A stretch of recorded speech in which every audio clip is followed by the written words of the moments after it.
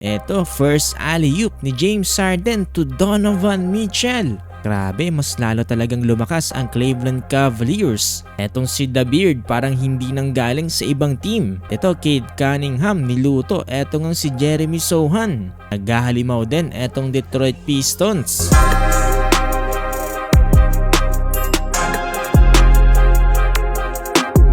So, balik NBA regular season na tayo mga boss na matapos ng NBA All-Star. Ito, laban ng Cleveland Cavaliers kontra nga dito sa Brooklyn Nets. Nasa win streak din ngayon etong Cavs at eto ganda ng pinakita nila sa opening quarter from defense to offense.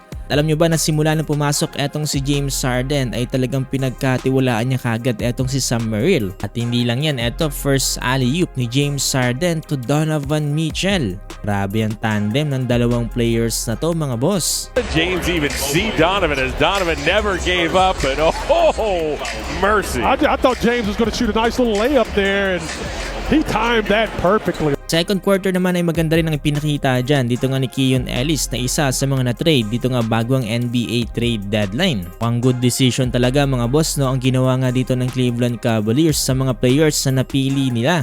Ito mga boss, James Harden trademark niluto ang dalawang players na to ng Brooklyn Nets. He's not going to shoot threes and do all those types of things, so wow.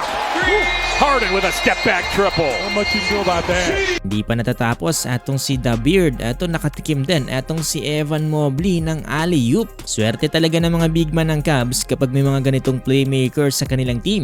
Kaya naman panalong-panalo talaga ang pagkakakuha nila dito nga kay James Harden. At hindi lang playmaking style ang pinapakita dyan ni The Beard, eto nagpaulan din siya ng tres at sumalaksak din dito nga sa ilalim.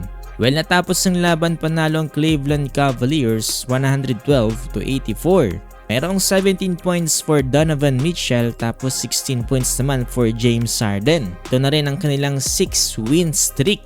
Syempre, hindi lang ang Cleveland Cavaliers ang mainit ngayon dito nga sa Eastern Conference.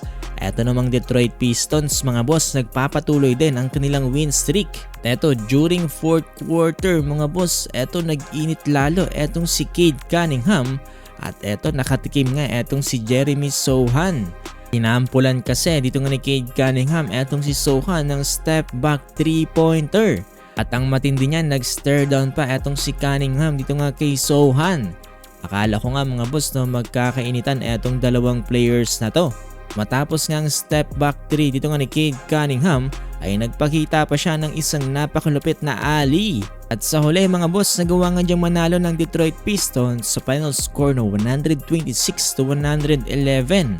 Nanguna nga dito para sa Pistons etong si Cade Cunningham with double-double, 42 points, 8 rebounds at 13 assists. Sinusundan siya ni Paul Reed with 18 points at para naman sa Knicks, eto Jalen Brunson with 33 points.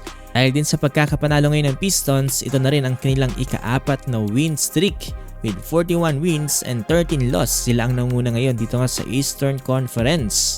Grabe mga boss no, lumalakas na rin talaga eto ngang East. Kung gusto nyo pa na may basketball updates ganito at maging updated araw-araw sa NBA, ay huwag nyo kakalimutang i-follow itong ating page.